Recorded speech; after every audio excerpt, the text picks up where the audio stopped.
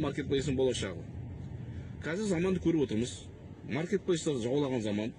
Неге десең, традиционный бизнестер уже қалып келе жатыр. Сауда орталықтарының көбі банкротқа кетіп жатыр.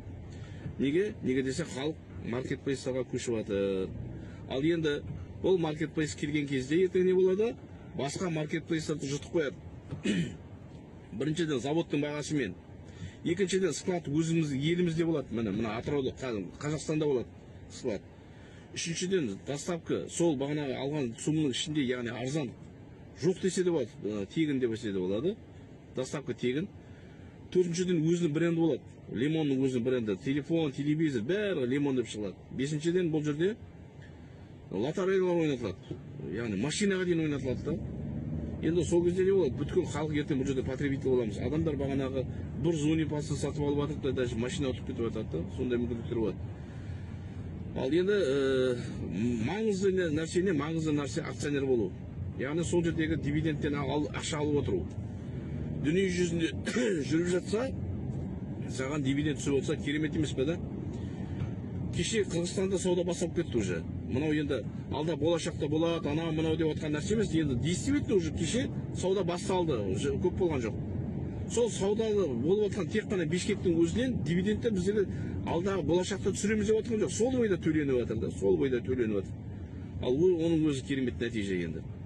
Ал енді алда уақытта уже келесі жылы Қырғызстанның бүткіл қаласында болады, Қазақстанның бүткіл қаласында болады.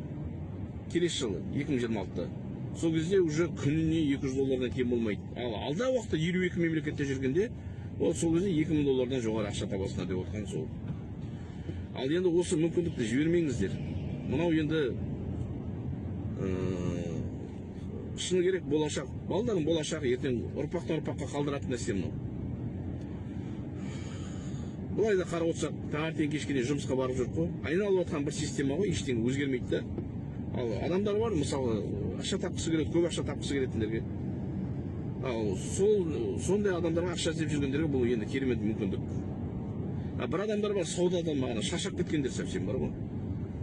Олар да сол күнделікті күн көрістен неден ауыспай жатыр да ақшалар.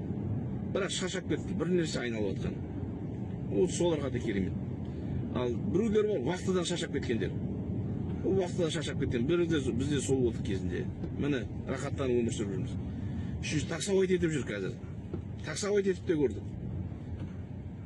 Неге десең, ол да тоже шаршатады. Неше түрлі адамдар бар.